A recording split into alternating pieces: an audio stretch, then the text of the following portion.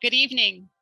Welcome to tonight's forum on minority youth, inequities, and justice. My name is Lauren Williams. I'm Adult and Community Services Manager at the Columbia Public Library, which is part of the Columbia-Boone Regional Library System. We are very glad to be co-hosting this forum tonight. So in part one of our forum on inequities and justice, we framed this issue in mid-Missouri, defining the school to prison pipeline.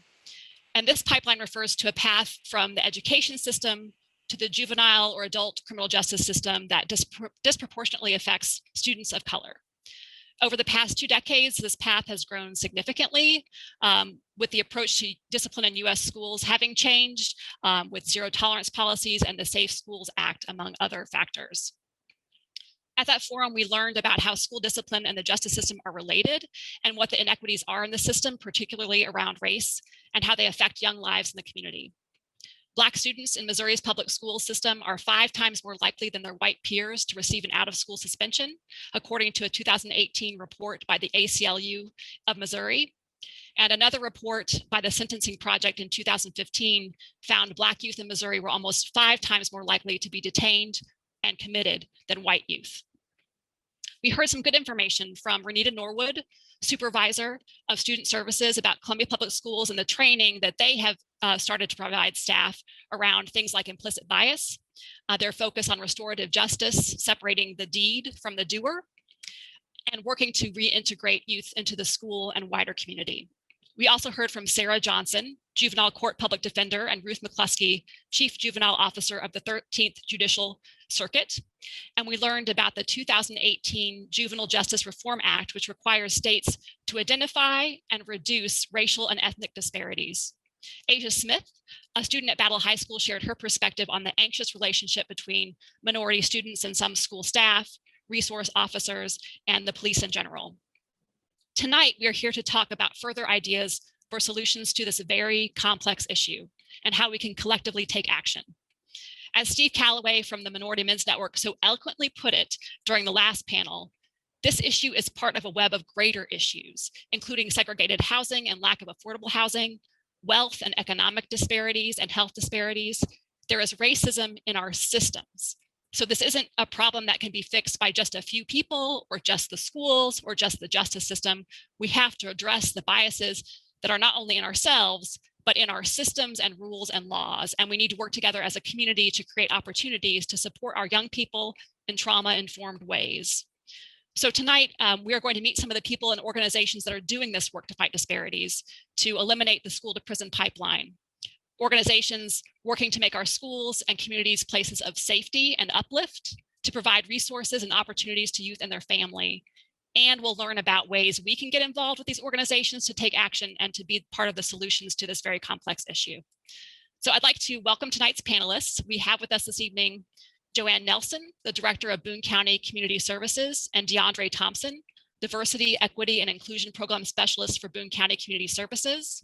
We have student representatives from CORE Columbia, an organization that holistically serves male student athletes. We have Ricky, Trey, and Elijah, and they'll be talking to us in a bit. And they're being assisted by Jared Finstermacher. He's the director of Battle High School for CORE Columbia. And finally, we have Verna LeBoy, who wears many hats in our community, but tonight she is representing FACE as a board member, and that's Family Access Center of Excellence, and she is founder and board member of Worley Street Roundtable. And after our panelists have spoken, like I said, we'll have about 25 minutes for Q&A. So I want to begin this evening with Joanne Nelson and DeAndre Thompson.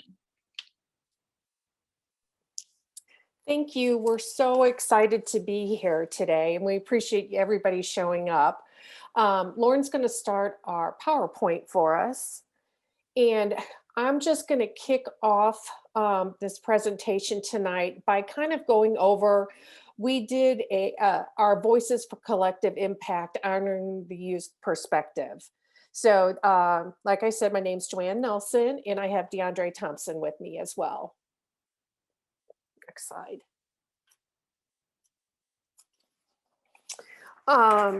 This study was a group, was funded through the Boone County Children's Services Board, and it was put together back in the January of 2020, right before the pandemic hit. And what happened is there was The Community Services Department held 6 focus groups with consistently funded trainers that that were standardized for all of these focus groups. Youth were asked 4 questions to gain a better understanding and perspective from youth in Boone County. And those 4 questions included, what is going well for youth in Boone County? What is not going well for youth in Boone County?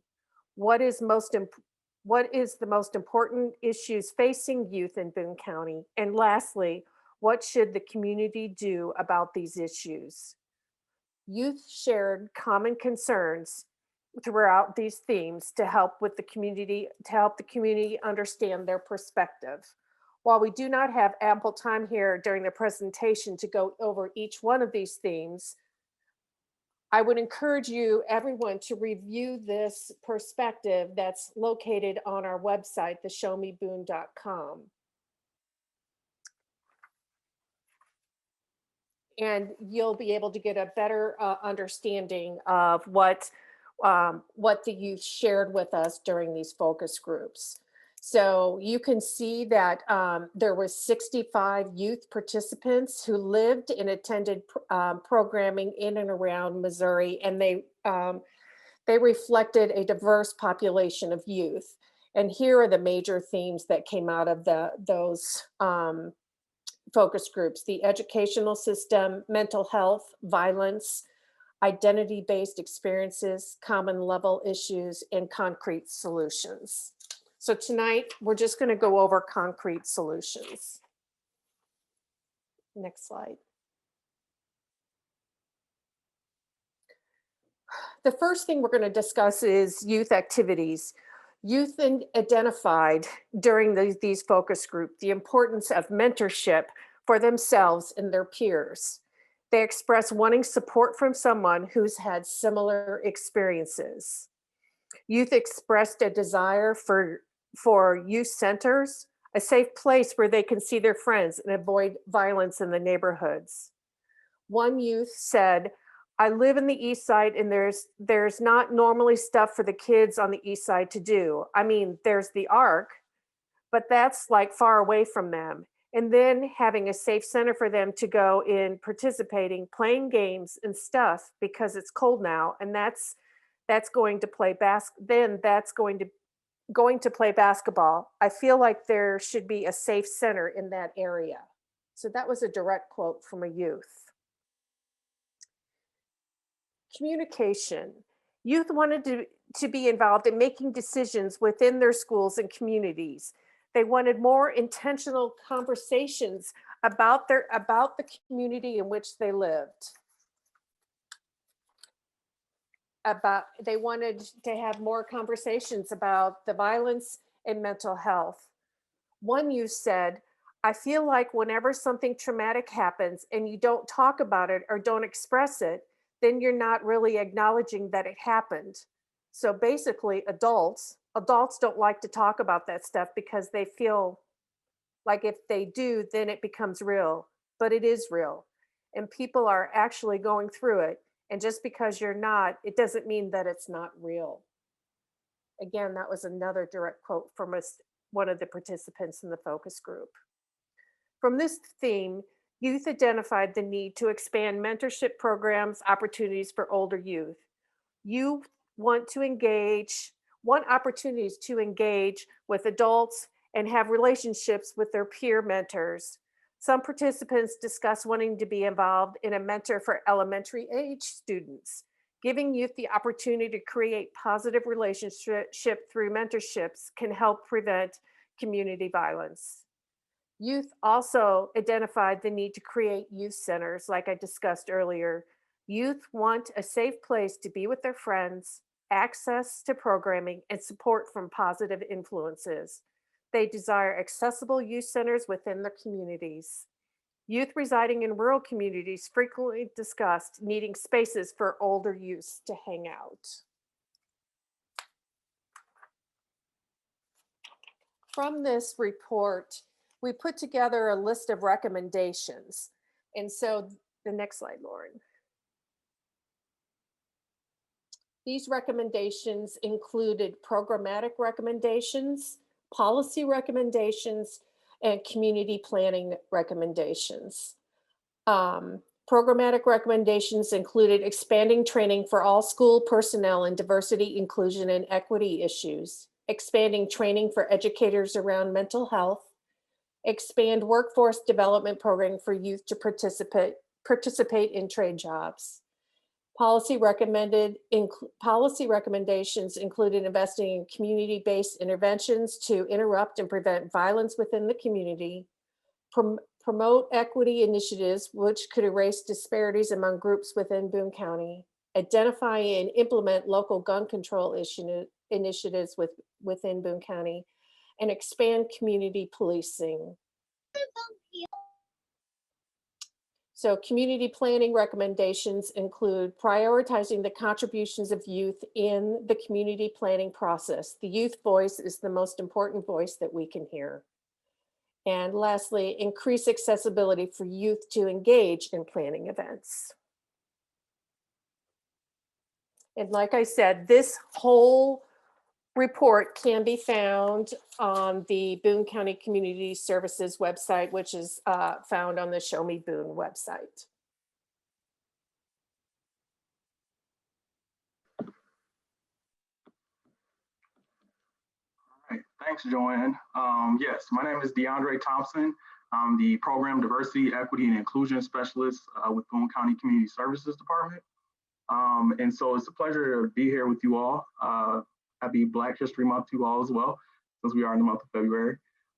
So yes, Joanne has highlighted a lot of the information from our Voices for Collective Impact study group that has gone out and it's made available for you all to be able to view.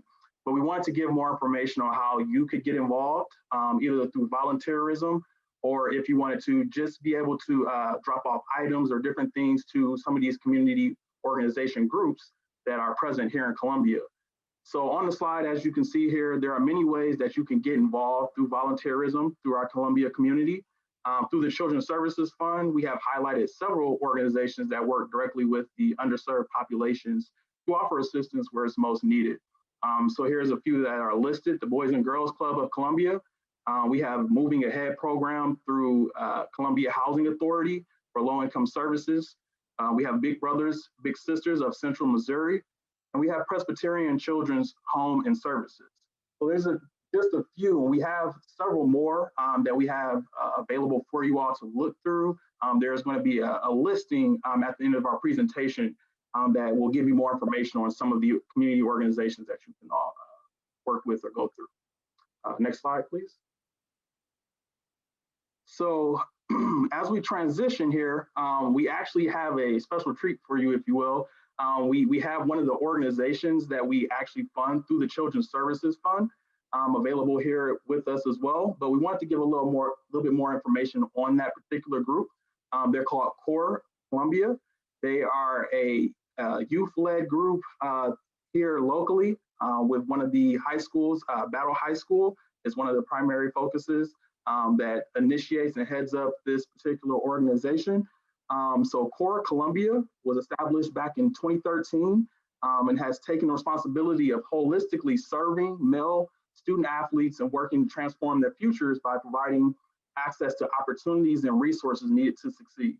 So I know someone asked in the comment section, what did core mean? And so we had some information here listed. Core is Latin for heart and the root of the English word courage. And that comes directly from the Core Columbia website.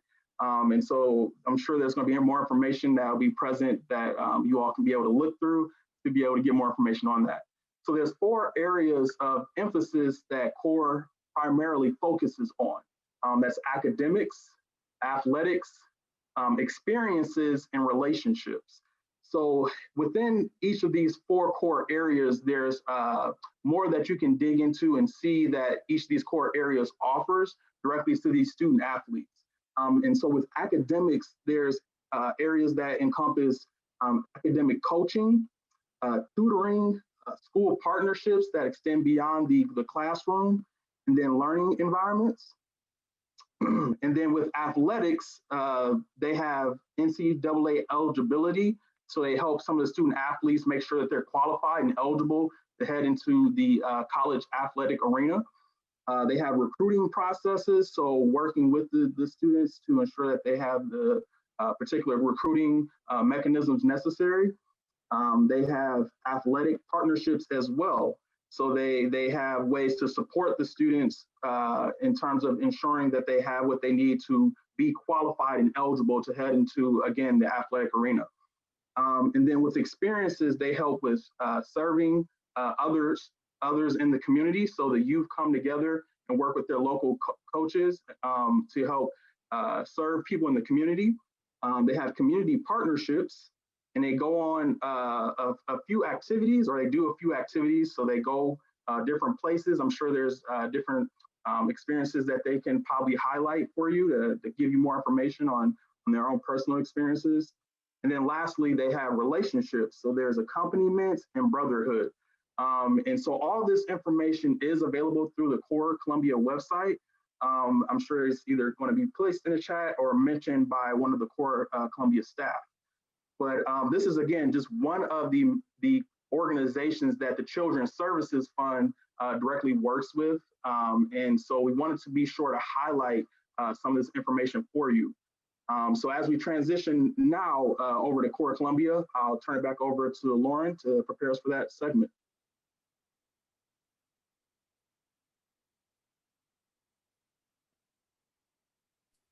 All right, thank you so much, DeAndre and Joanne. We appreciate that.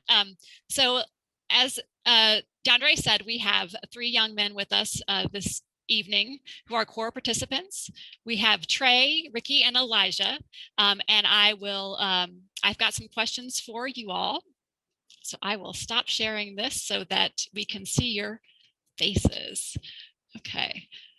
All right, so I will start with Trey, if that's okay.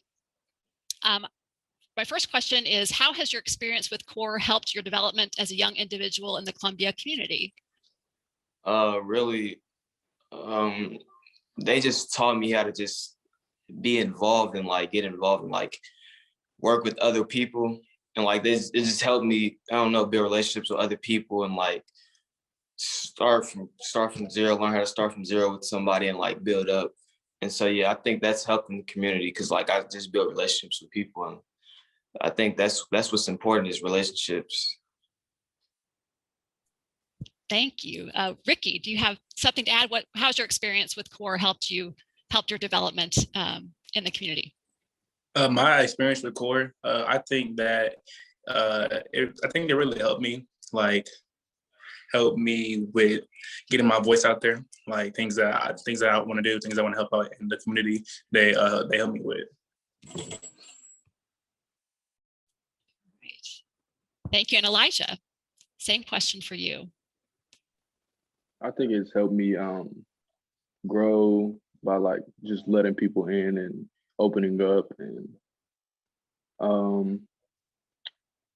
yeah, I think it helps me just open up and talk to people, communicate better. So yeah. Thank you. So I know that relationships with mentors are very important as part of this program. So what specifically about your relationship with your core mentors has been the most enjoyable for you? And we'll go back to Trey. Just the camps, you guys were talking about it in the beginning, how we go on trips, and on the trips we just have so much fun. We get to build our relationship with our mentors, and knowing that they only want good for us is that's just, I don't know, that's just kind of what we need. And they want good for us in school and out of school as well. So that's just the bonus on top of the relationship that we have with them. It just makes us closer. And Ricky, how about you? What specifically about your relationship with your core mentors has been the most meaningful or enjoyable? Yeah, so our core mentors, they really push us to do better every single day and be productive. So since right now, since we're in a COVID quarantine type stuff, they text us almost every single day, letting us know that what's up that we're missing, what's up that we should be doing. And then, yeah. Yeah, COVID makes everything more difficult. So I'm glad they're still finding ways to reach out. Elijah, how about you? So I feel like I enjoy the relationships with my mentors because they like, I feel like it's more than school. Like they actually care and they check in on us, like Ricky said. They talk to us, all that, and it's not. Of course, they push us to do our best, but it's like they check in with us other stuff too, like not just school, but all that. They just make sure we're doing okay at home and all that, and that's what I like.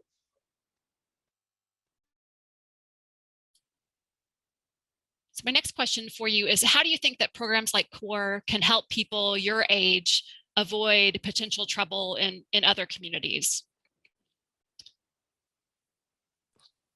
CORE helps I can speak for me and like a couple of my friends. Like it just gives us somewhere safe to be, and like it's just an open environment that you want to be at, and like just the brotherhood here is strong. So like you want to be with the people here, and like so it's just, yeah, you just come here and like it's just a safe environment.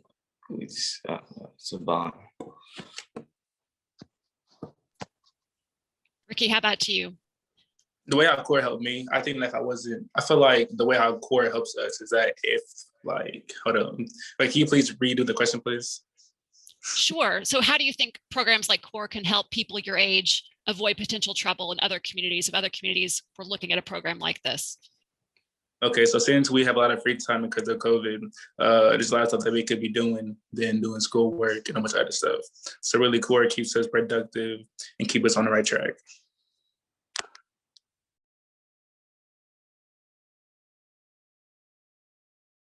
And Elijah, how do you think programs like CORE can help other people your age? So I think CORE can help other people our age by, like I said, just giving us something to do instead of just being out running around, because that just all that causes us trouble. And they make sure we get our work done. I just feel like that's something that a lot of kids need, somebody to push them, and then something to keep them busy during the day.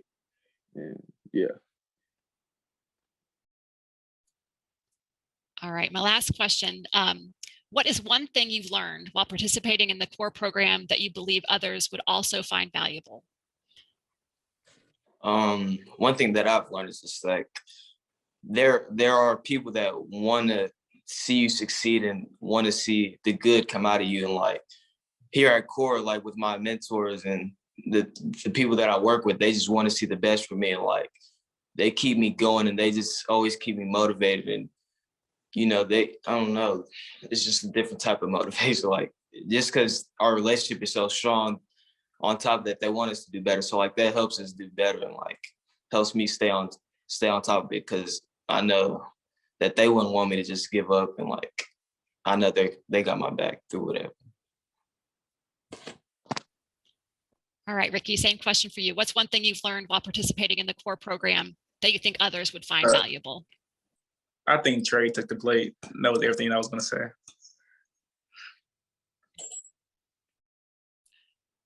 Okay, Elijah, how about you? All right, so I think kids should know that it's not only about like bonding and all that, but it's not only about like doing schoolwork. It's like balanced out. It's equal. Like you do your schoolwork and then you have fun and build bonds, and yeah, it's just more to it than just learning or just having fun. Thank you. I really appreciate you all answering these questions and sharing the vision and the mission and the accomplishments of CORE Columbia. It's not an organization that I was familiar with, so we really appreciate that. And stick around. I think we'll have some questions from our audience for you in a little bit. Next, I'd like to introduce Verna LeBoy. Like I said, she does so many things, but tonight she is with us as a board member of Family Access Center of Excellence and founder and board member of Worley Street Roundtable. So Verna, take it away.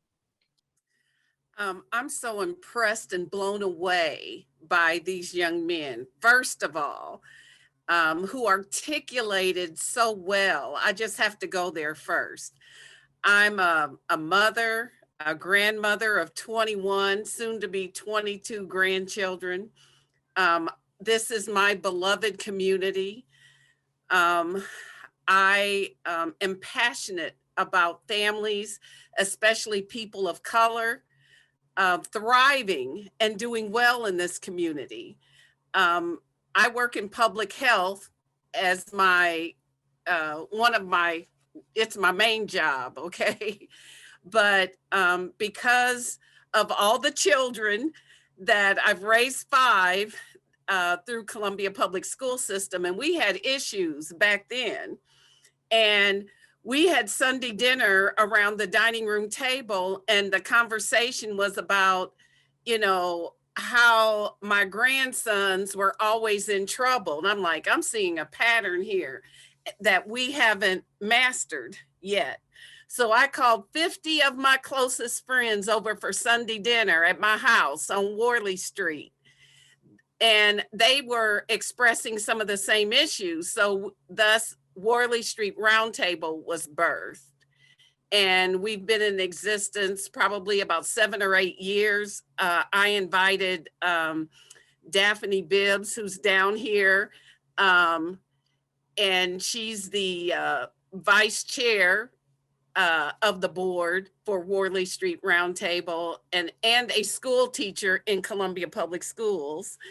And she's also one of the co-directors of our Teachers of Color Support Network. So I hear you, young men, and I'm so proud of you and what you're doing today.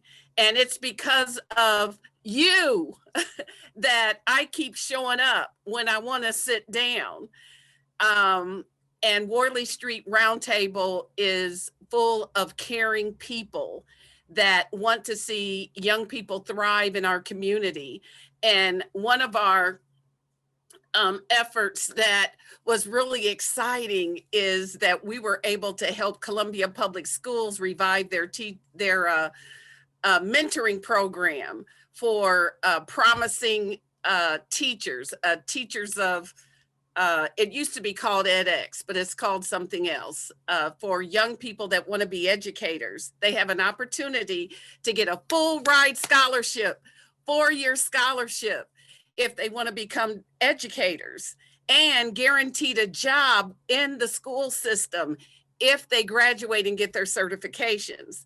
So we have Worley Street Roundtable and the Teachers of Color Support Network to support those educators of color in our school system. It's community support that supports the teachers of color inside the system. So I'm really excited about that. Now, FACE, Family Access Center for Excellence, is used to be the best kept secret in town, but I think we're getting the word out. You know, a lot of times young people of color, if they're having a bad day and have a little meltdown in the classroom, they find themselves handcuffed and with a juvenile officer. That's not okay, because sometimes, you know, we watch white children have the same kind of meltdowns and Johnny's just having a rough time. He gets in timeout. So, you know, Family Access Center for Excellence, the reason I sit on the board is because I want to help law enforcement get it, okay? Stop taking our young people to the juvie office when it's a mental health breakdown and they need support. You don't know what happened in the family last night. There's all kinds of barriers when we're dealing with multiple issues. So I sit on the board to try to be the rudder in the ship that kind of helps law enforcement turn that big old thing and have a different mindset when it comes to disciplining our young people. So I'm going to stop there, and maybe during Q&A, Daphne will help me with any questions directed toward Worley Street Roundtable. It's an honor and a privilege to be in the room with you all tonight. I want to say that one person can make a difference. And I think what I want to emphasize here is we initiated Worley Street Roundtable, a gift to our beloved community from my front yard, basically. Started around my dining room table. We had weekly Sunday dinner meetings. Yes, weekly. I cooked and fed the community. Many school board members have eaten at my table, including Mr. Steepleman, but they didn't come empty-handed. So what I'm saying is when there's an issue in the community, you can sit around and talk about it, or you can do something about it. You know, you don't have to play small here. And that's what I want you young people to understand. People of like minds will get with you if you come the right way. Now, I could have just beat up Columbia Public Schools because they know they got issues, but they need us to help them. If you have a mind and a heart to get in there and lock arms with them instead of beating them up and criticizing them, I mean, who wants to listen to somebody that's beating you up all day long? I don't want to hear it. If all you're going to do is come to me and tell me everything I'm doing wrong, guess what? I ain't answering your phone call. Go to voicemail. But when you come to me with solutions, Verna, I can help you with this. So we said, Columbia Public School Board, we believe we can help you with this. So we're walking with them. And that, you know, edX program, or that teacher of color, growing our own brown teacher stock program, is powerful. So I'd like to see that across the board. I'd like to see that with law enforcement, with firefighters, with, you know, city administrators, taking young people and giving them opportunities to walk alongside them, get an education, and that expose that career with them, get them an education paid for so that we can really make a difference. Columbia Public Schools did it. I think the city of Columbia and other businesses in our community could do the same thing. I'm done. Thank you so much for that, Verna. I really, really appreciate it. All right, so I feel like we've thrown out a lot of information. I appreciate everyone sharing their experiences with these organizations firsthand and otherwise. And so now we have some opportunity for questions from our audience. During our Q&A, we're going to be sharing a list of area agencies and volunteer opportunities, and it's just a sampling of the agencies serving youth and families in Boone County. And it will repeat if you want to view a slide again, but also we will send this out via email to our attendees. And just note that the volunteer opportunities or support, they don't reflect current modifications due to COVID. So we encourage you to contact these agencies for current volunteer opportunities. So we have some questions from the chat. They did want to say, oh, Verna, go ahead. I forgot to mention that this Sunday at 4 o'clock, once a month, Worley Street Roundtable has community forums. And we have a Facebook page, Worley Street Roundtable. So you can get the link there to jump on at 4 o'clock this Sunday. These community monthly gatherings, we used to sit around a table and eat food, but we ain't doing that this time. So until we can do it, we meet virtually just like we are tonight. We get the job done. 4 o'clock Sunday, jump on and be a part of the community conversation. Thank you. And Verna, if you have a link for that, you're welcome to drop it in the chat for attendees, but we can also email that out as well. Can you do that, Daphne?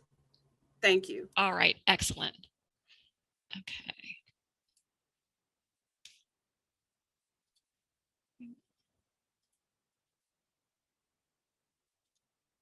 All right, so questions from the chat. We did have several questions that came in from the chat about CORE. And so just some clarification questions. First of all, people were very excited that you were here and very impressed with all of you. Someone also said that CORE provides great support to parents of the youth involved in the program. And Jared, who's here, has provided great support to this particular person in particular. So thank you. People want to know, does each young man have a single mentor, or does each young man develop a mentor relationship with more than one person?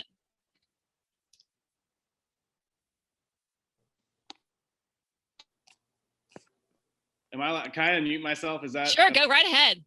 I didn't want to break the rules. Well, I'll say for sure. It's funny, just to go with the mentor term, is that when we were reading through some of these questions with the guys, so they were aware, they were kind of like, mentor, like, what are you talking about, mentor? So we kind of had to explain, like, because even to them, the relationship that we have is just, it's like, I'm Jared, you know, I don't really know what they tell their friends, you know, who I am. But it's for sure, there's not like we aren't assigned a kid, or a guy is not assigned one person. It's kind of like there's staff members for each school. So there's myself and then two other people kind of run the battle side of CORE, or the battle students. And then we have Hickman staff as well as Rockbridge staff. And that's staff fully employed from CORE that work with the students from those schools. But no, when they're at the building, or when we're taking them places or doing whatever with them, it's the staff that works with those students. And we have some volunteers who kind of want to give a little more than just tutoring or bringing food by. So there are some times where we'll have something called an academic coach. And that's, so for instance, if I was an academic coach, I might be working with Ricky specifically. So if I show up to CORE for my night to volunteer, I'm going to find Ricky. I'm going to have Ricky's number. I'm going to be texting him throughout the day. Hey, good luck on your test, stuff like that. And then I'm also going to be working with him when I'm at the building. So I might go to Ricky's football games, or Ricky's wrestling matches, or his track meets, or whatever, and support him outside of just helping him with his geometry homework, if that makes sense. So we've got a lot of guys in and out of the building. We've got the staff that are working directly with them in a mentorship role. And then there are some volunteers and tutors who just develop those a little bit tighter relationships with specific CORE guys. But to answer the question, no, there's not one strict assignment of a mentor to an athlete. Another question for you, Jared, just to clarify, do young men have to be students and athletes to participate in CORE? And does it matter what sport? And are the mentors coaches, or are they teachers, or just a variety of different people? That's a great question. And I think sometimes there's a little bit of confusion, because we say that we support holistic support to male student athletes in Columbia. So to answer the question quickly, yes. We are also aware that there's a need for a support for women athletes as well. And that's also something that is kind of being cooked up, but it would look a lot different than it does now for males at CORE. But to answer the question for, you said, do they, what did you just say? I'm sorry, I started talking and I lost track. If it was any sport at all, and if the mentors are coaches. Yeah, so one reason why we work with athletes is because if the history and the story of how CORE was started, there are a lot of resources in the community, I think, for students and student athletes. And for us, the students that we had been working with kind of before CORE even started, we recognized that they lacked a lot of resources to gain those resources. So we kind of stepped in and said, okay, well, you know, this group of guys is kind of our slice of the pie of who we want to really support and help with. And a lot of the things they lacked were consistency and transportation. And so we kind of stepped in and said, how do we provide consistency and transportation to these guys and these families kind of across the board? And so the 2 or 3 guys that we initially started with were athletes, and we recognized, okay, these kids are great athletes. They're great kids. They've got a lot of stuff going on, and their grades are pretty rough. And so because those ACT scores and those academic performances, if you will, can really hinder a kid from getting where they want to be in life, and that's post-college too, not just those 4 years in school, how then do we come alongside them? And as DeAndre mentioned in our website, accompany them. Accompaniment is key. How do we accompany them through this process? And so student athletes, yes, they don't have to play a specific sport. For us, it's kind of the majority of our guys all play football because football is such a large group sport. There's so many guys on the team, but we have guys that play basketball, football, track, soccer. One of them plays baseball. But the majority of our guys do all play football, but it does not have to be a specific sport. No. And sorry, to answer that question about mentors and coaches. So I coach football and track out at Battle High School. Travis Craig, one of our co-founders and one of my coworkers, he works with Rockbridge students, and Sam Hickman, he coaches football at Rockbridge, and he coached wrestling, I think, for 10 or 12 years at Rockbridge. And then we've got Alex Ofadale, who is another staff member with Hickman. He's actually a former core guy who came to core, graduated, went to school, got a double master's, and now he's back working with us, which is really, really cool for us to have that first full circle moment. So he's also on staff with us, and he's coaching at Hickman currently. That's awesome. What a great success story. We have a question for the young men. So Trey, Ricky, Elijah, this person wants to know what you think we need for Columbia area youth. If there's one thing that you would recommend that we need more of, or something different for Columbia youth, what would that be? I would say just somewhere to go, like, cause like in the beginning of this, I think it was Dorothy, she was talking about, one of the youth was talking about they live on the east and like there's nowhere to go. I feel like just having more environments to go, like open environments to just hang and I don't know, just be with other people and just have something to do. I think that would help the community a lot.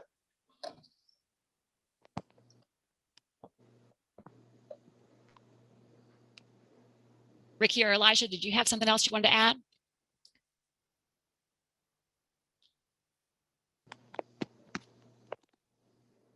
Don't be shy. Okay.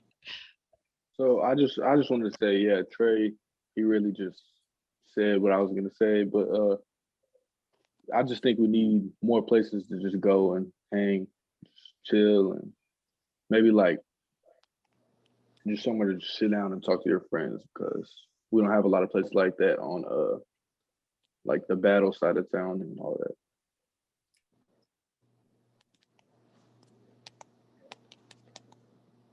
Thank you. So we also have a question for Verna. Could you just talk a little more specifically about what FACE does? I know FACE has a lot of different services it provides.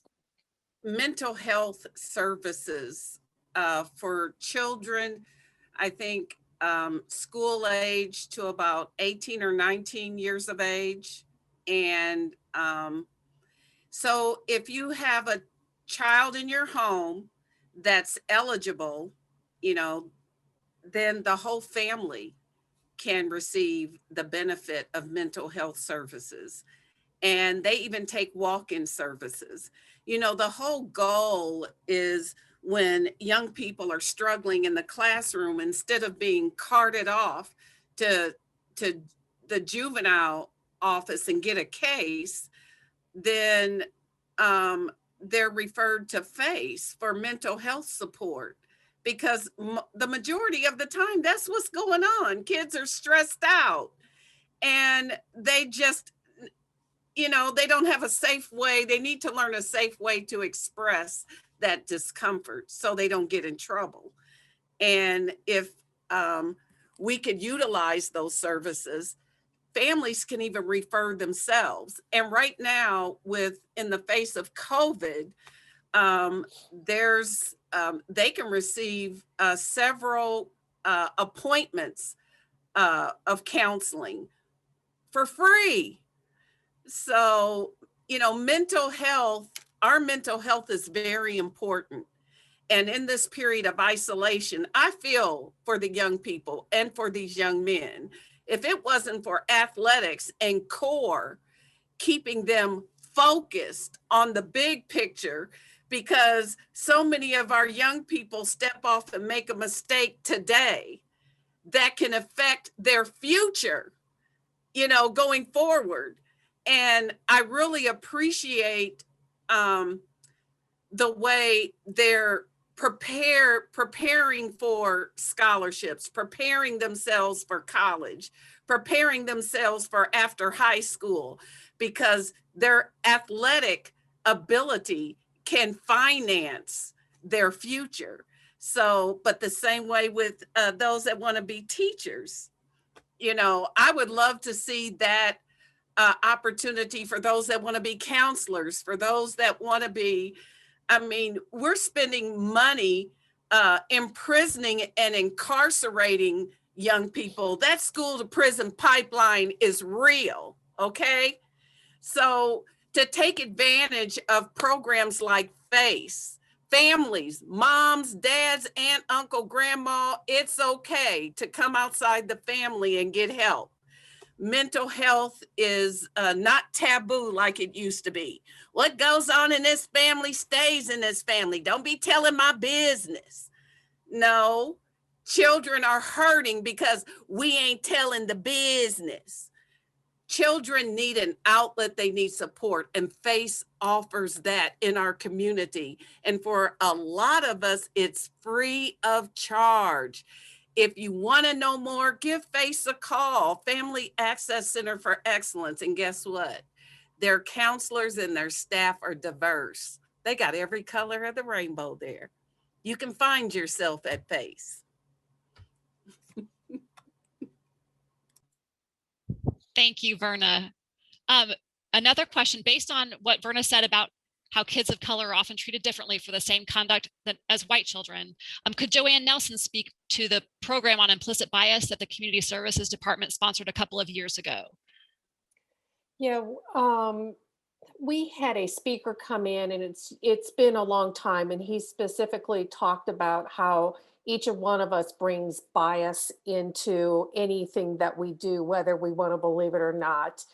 And the speaker spoke directly about children getting kicked out of childcare centers at a Black child was kicked out at a higher rate than any other child. And I think that just talks about the institutional thing that Verna was just talking about. It happens whether it's in a preschool setting or a regular setting.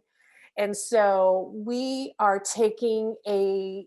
the department are taking a look at using a better equity lens when we fund programs and setting up goals in the community that is more equity focused. And I think that's what, Commissioner Thompson was, kind of getting at, and what our goals are as a community and what we expect of any organizations that are funded through the Children's Services Fund.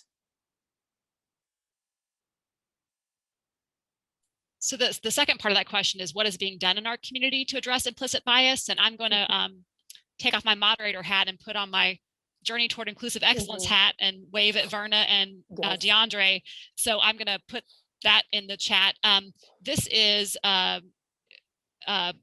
sponsored by the Inclusive Impact Institute, and it is a series of experiences that are designed for individuals to learn about their biases. And Nikki Magruder, taught me well that if you have a brain, you have a bias.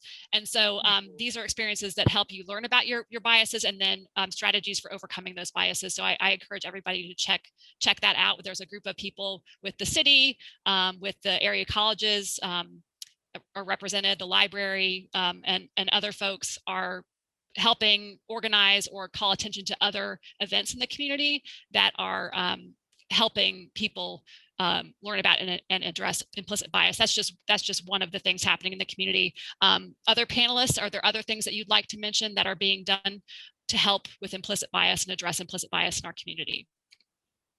I do think we should mention that Heart of Missouri United Way will be having some equity work that they're going to be talking about in the community, and they're doing a lot of focus work as well. The League just had a lunch and learn on the United Way's Equity Challenge. Is that the program that you're talking about? I think they're also going to be doing some other stuff as well. Correct. And that should be coming out. They discussed it during their board meeting today. And also to put emphasis on the passport, I know Ms. Berner is familiar with this as well, with the Journey Towards Inclusive Excellence. It helps to go ahead and check out that passport, because then you'll be able to get those timelines of when events will be coming up. And that way you can stay engaged throughout the process. There's several different events that go on, and they're all right now virtual due to the pandemic. But outside of this setting, we have had, in-person events, and that has helped a lot with managing a lot of these circumstances around bias. And then also take the implicit bias assessment. That'll give you a good framework of where to start to be able to manage and understand where a lot of those biases come from.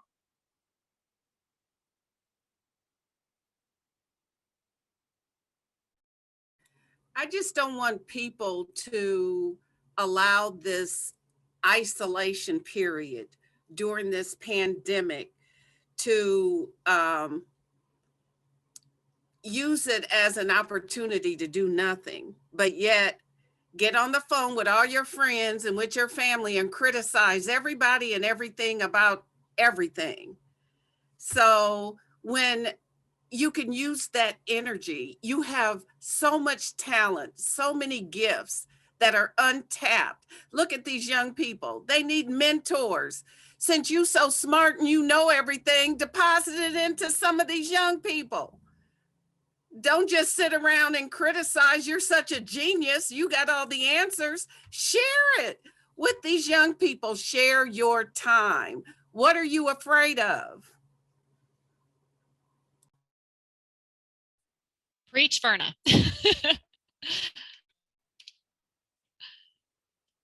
So there's a message to the youth from our League of Women Voters. That youth 16 to 24-year-olds who are students can have a free membership in the League of Women Voters, and they stand ready to support youth initiatives that help people learn about voting and issues, and we can make a lot of impact with our voice and our vote. So did want to mention that. Also, we have a comment about FACE, that they not only provide mental health services, but it can also address barriers to services like basic needs, housing, food, and that sort of thing. So yes, please check out their website, which we've put in the chat. Okay. So I think we had another question for our CORE folks. We want to know how many young men are involved in CORE, and if there are, well, I guess I'll leave it there. So how many young men are involved in CORE?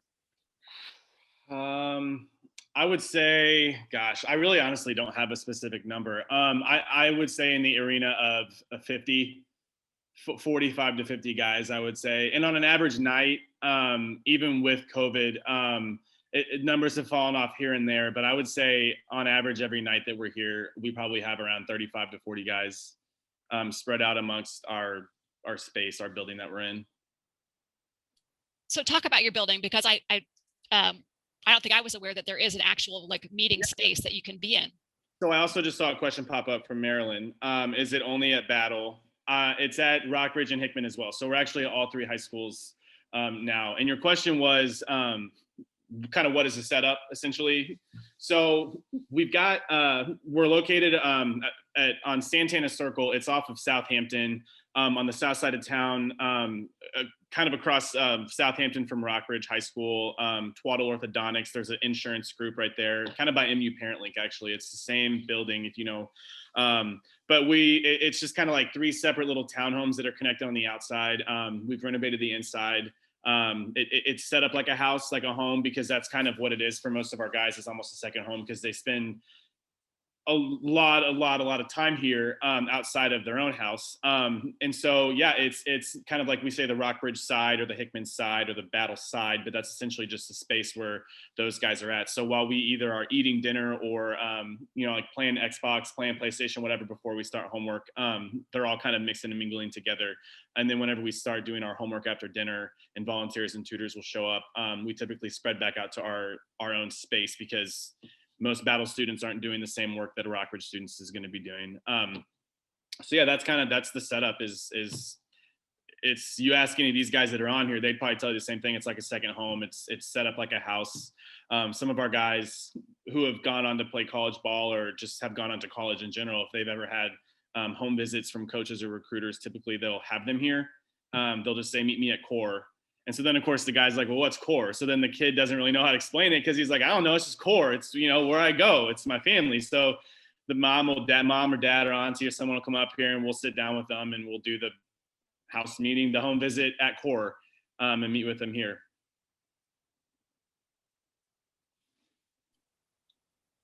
Thank you for that. Was that the rest of that? Was that the end of that question? I forgot it. Yeah. I think so. So someone has just more of a comment. So many organizations listed here indicates that Columbia has many youth inequities that most people are unaware of, and our newspapers could do a feature article on each one.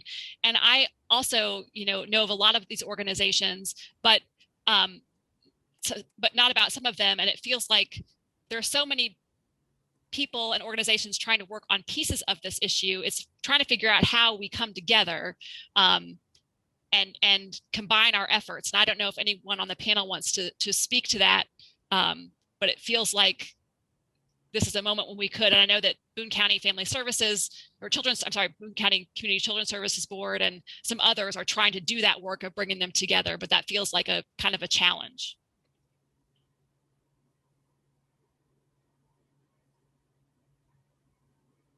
It is a challenge, trying to bring all these different groups together, but we got to start somewhere. And, if it's just one step at a time, but we need as many people as we can to help us get to that next point. We need more Vernas, we need more Jareds, we need more people like that to help us, to really make this difference. And I applaud the work that Jared does. I applaud Ricky, Trey, and Elijah. I applaud Verna for all the work that she does in the community. But we can make a difference, and I truly believe that. So.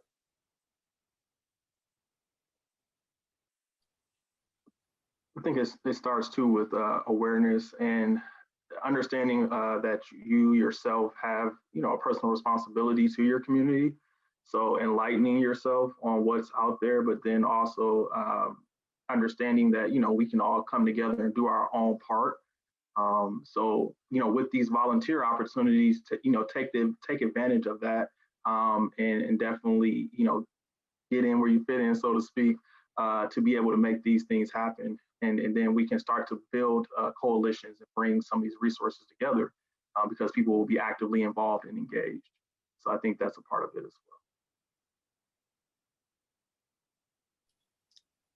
All right, we have a couple more core specific questions.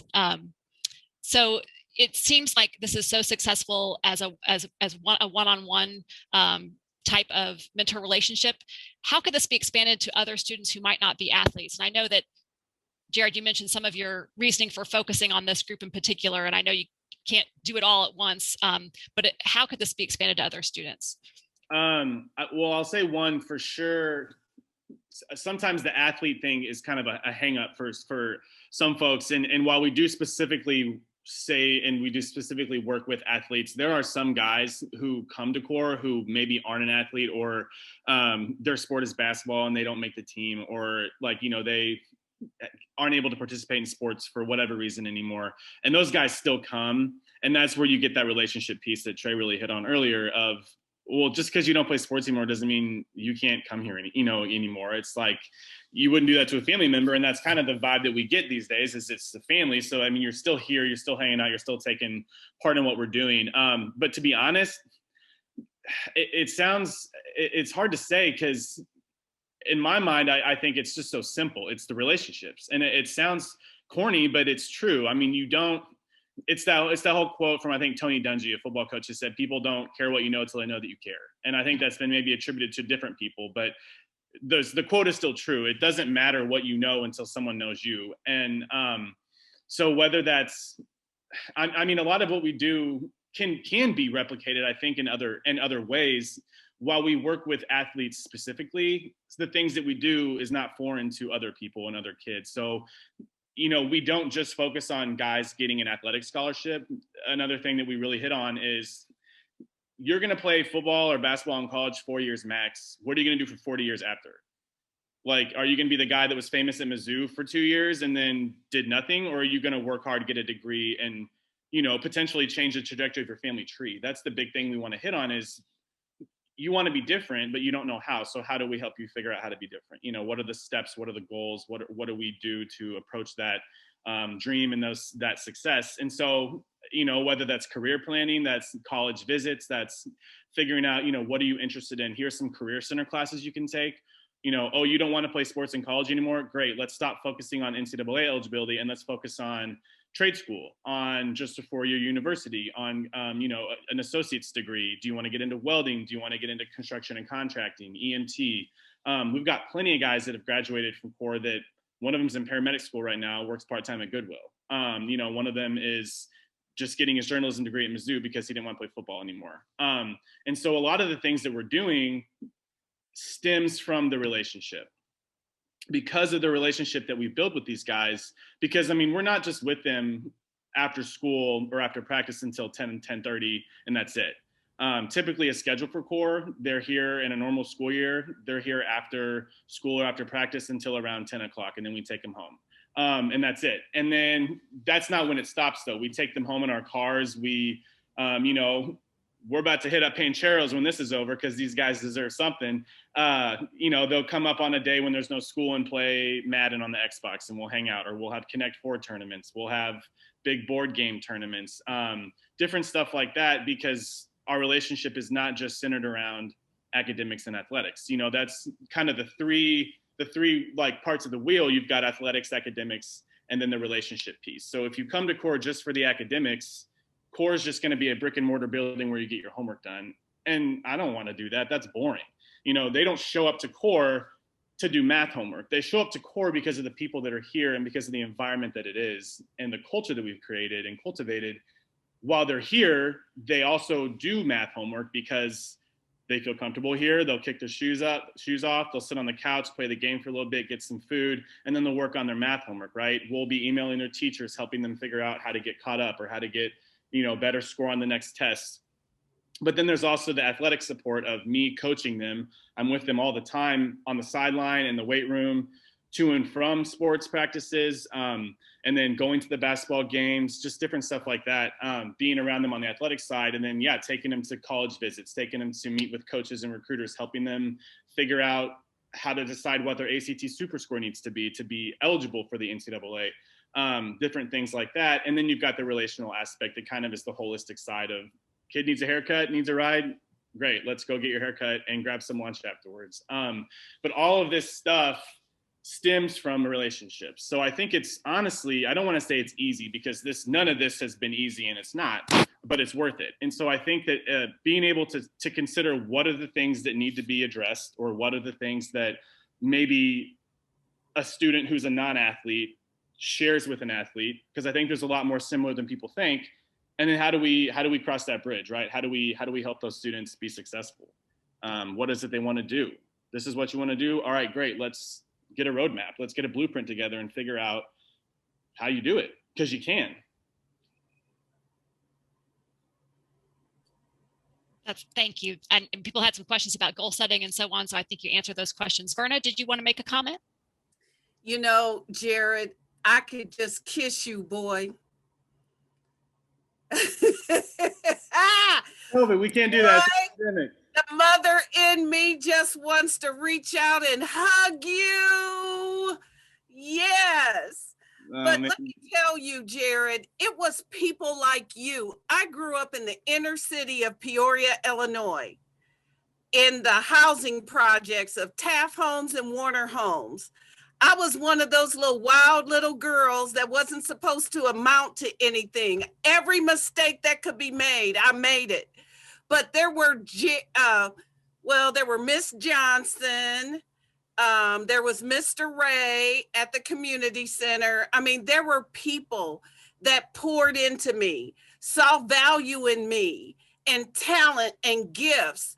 I had, at church, I was on the, there was a speech team and competitions because I had adults that took the time to invest in my life and plant seed that you're seeing the fruits of in this community today because of people like Jared.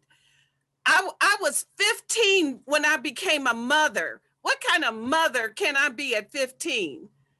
I made so many mistakes. I've had a juvenile officer. My mother had to come get me out of jail one time. That's why I take care of my mother today. You know, you see this nice, cultured lady in the community doing all these wonderful things. I used to be a bad little girl, a troubled teenager, a mother's nightmare. That's who I was until people like Jared came and invested in me and touched my life in ways that transformed me. And all these young people have so many needs, and so many people have excuses for not doing nothing. Come on, Columbia, let's get with the program. You've got the magic. Share it with these young people. Share in our community. Stop sitting on the sidelines and dive in. It's time to heal our community, and we can't do it sitting on the couch eating Lay's potato chips. Amen. So I want to get some recommendations from folks. You've been seeing these organizations go by. It seems like the one-on-one mentor relationship or just building relationships with youth is something that can really make a difference. And so what are the organizations, Joanne, DeAndre, that you would recommend? Can other people get involved in CORE, or is Big Brothers, Big Sisters? What are the organizations that people can, if they want to be a mentor for a young person, what organizations would you steer them toward? I'll let Jared discuss CORE, but we do have Big Brothers, Big Sisters. They are always looking for youth. Anybody, youth mentors, anybody who can help youth. We also have the Presbyterian Children's Home. They also have a therapeutic mentoring group that is always looking for mentors. It just popped up on the screen now. So it's important, we have the email contact and the phone number, but there's other programs too, I believe, that's on this list where you can volunteer. And I'll let Jared speak to CORE volunteers. Yeah. First of all, thank you for the kind words, Ms. Boyd. That was very, very kind. I agree wholeheartedly with everything you said.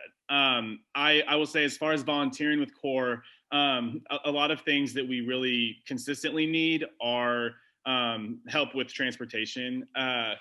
We essentially drive them everywhere in our cars, which is kind of part of the, again, relational aspect and the family kind of vibe that we've got, is that when you've got only 4 or 5 guys in your car, you can have better conversations that way. You can stop by Sonic or something on the way home. You can do whatever when taking them home.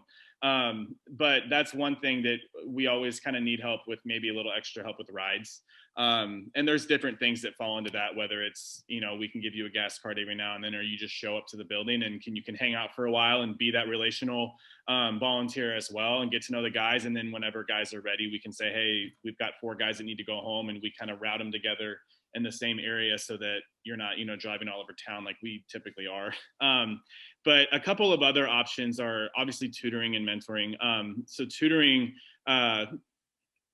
if you have any kind of specific subject that you're good with or that you feel comfortable tutoring with or helping with projects or subjects, or sometimes reteaching things, to be honest, that's always a help. Science and math are a pretty big one, but essentially what it looks like is you show up to the building kind of on your time, but typically around 6:30 or 7 is when volunteers usually show up, tutors, and we'll have dinner. You can eat with us if you want. But then after that, we just kind of break up into different rooms and go at it. We've got a couple smart boards that we've got, and a ton of supplies, and students just kind of break out with their laptops. And if they need help, they've got tutors to help them. And if they don't, then they do their homework. But tutoring is a big thing. And that's how it typically goes in a normal school year. I will say that last semester was really rough because obviously COVID put students at school or at home all day. So we were luckily able to, because of our lifestyle of working at CORE, we could switch our structure. So we were actually here from about 8:30 or 8:45 in the morning until 4 in the evening. So we were here all day with them during school. They were able to Zoom, have lunch. But unfortunately, we had a lot of volunteers that weren't able to show up because they have jobs and they work during the day. And so on Wednesdays is typically when we're here in the afternoon, because teachers have Zoom office hours during that time, so we can hang out with them, be relational, and also get some work done and get caught up. But so we're back to a normal schedule somewhat, with school being during the day and then being here at night. So I'm rambling, but volunteering, yes. You can go to the website, corecolumbia.org. There's a ton of information there, but also tutoring and mentoring is a big thing. And then if you ever want to be kind of just a relational person, we definitely have had people before that have shown up, and their whole role as a volunteer at Core is to show up and hang out during dinner and play Madden with them on the Xbox and just talk. I mean, we've had one guy who was a former counselor, and he showed up, and honestly, I remember watching him play Madden with a kid for about 30 minutes. And by the end of it, the kid was in tears, and they were just talking about life, you know, and that's, again, a relational aspect of what we're doing here. And so, yeah, that's a lot of information, but tutoring, mentoring, playing Xbox. If you like athletes and you like school, come hang out. That's wonderful. Does the core program provide internships for the participants? I mean, you talked a lot about goal setting and making blueprints and paths, but are there internship opportunities? So I'm wondering if that question is directed specifically towards a core student being an intern at Core. That's kind of what it sounds like. So I would know. We don't do that. I don't think that's ever really been considered. So I don't really have an answer for why. But yeah, no, it wouldn't be. I think because it's all just so directly related to everything we do, and everything we get goes back to them. So I just think that would be, I'm not sure how that would work or what that would look like logistically. We do have, again, where we talk about outside connections, connections sounds kind of lame, but with the partnerships, I guess is what we should say, have been able to help get guys into internship positions, or help them network and figure out ways to go for internships. Mm-hmm. Is the Minority Men's Network involved at all? It is not. I could misspeak here. So either it was Minority Men's Network, or it might have been an organization or a group that was similar in name. But we have been contacted by somebody recently. Our operations director just told us that in our staff meeting today through the website. But no, I have not met with anybody from the Minority Men's. Maybe we made that connection tonight. So reach out. Yep, yeah, let's talk. Well, Steve Calloway from the Minority Men's Network, he had to leave. He said he had to jump off, but he was here tonight. He heard all about you. So I'm hoping that there will be a connection with that organization with these young men. I'll follow up. I will too, Ms. Verna. I'm actually a newly member for the Minority Men's Network, so I'll be sure to pass that information along as well. I do think that's a valuable asset in terms of partnership and collaboration. So, all right. Do we have any other questions? We've had lots of comments, positive comments about the program, about all of the information that you have shared. I did want to let people know we've had some questions about the links that I posted in the chat. If I could send those out afterwards, and I certainly can share those in the follow-up email to all participants after this program. I'm glad to do it. Any final thoughts from our students who are with us tonight? Anything you've got the ear of Columbia? Anything you'd like to say about how we can help our youth?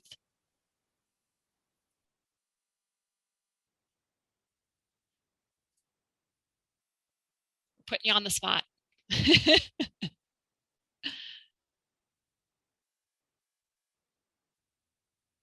Trey, how about you? Do you have any final thoughts you want to say? Probably another thing to help the community is just building the relationships, because I think that's what makes Core so successful, and that's what just builds the brother, is just the relationships with the mentors, like other people, just the people that we hang with. We're just all into it. So like, I don't know, this is just my second home. This is just my life. Like Core is my life. So just relationships with other people. I don't know, that's important. Thank you. I think we'll let you have the last word there. So relationships, you all heard that. We need to build more relationships in our community. I really want to thank all of our participants tonight, both our speakers and our attendees, for taking the time to think about and talk about this important issue. Interrupting the school to prison pipeline and eliminating inequities in discipline and justice are things that can only be accomplished if we as individuals and organizations work together to root out our own biases and change systems and support our youth. So it can be a daunting task, but I feel encouraged and cheered on after tonight, and I hope that you do too. Our forums on this topic really just touch the tip of the iceberg, but I know that like I said, I feel personally empowered by this information, and there's a lot of opportunities to work in the community. So please take what you've learned tonight with you and volunteer, donate time, donate money, find someone to mentor. I really hope that you will do that. And we'll be sending out a survey to you by email to measure the impact of these forums and to plan for future events. And so look for that in your email. And now I'd like to turn things over to Marilyn McLeod, President of the League of Women Voters of Columbia-Boone County. What she said. Lauren, that summed it up beautifully. Thank you so much. And thank you for serving as our moderator. You did a wonderful job, and thank everyone for your contributions. And Verna, I don't know if you remember this, but years ago when I worked at the public library, you came and spoke. I think it's almost 20 years ago, and I was so impressed by you. I always remembered you as being this wow person. So thank you for your contributions.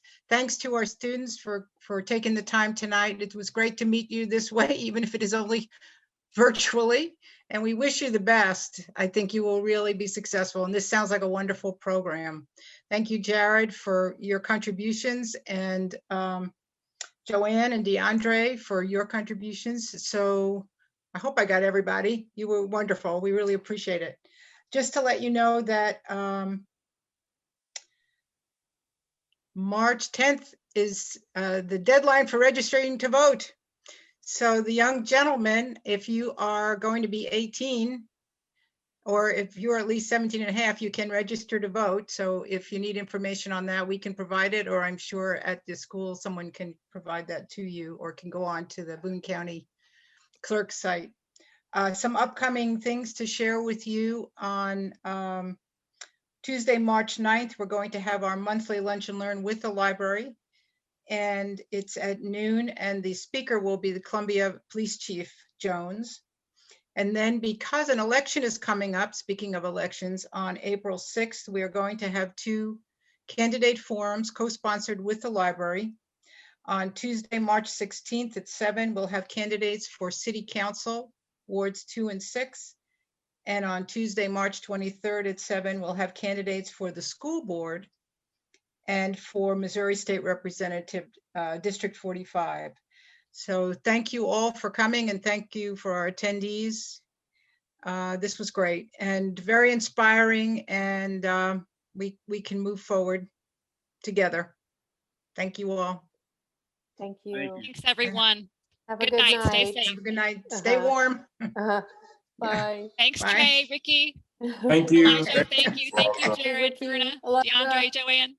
Jared. Okay. Appreciate Bye. you guys. Bye. Bye. Bye-bye.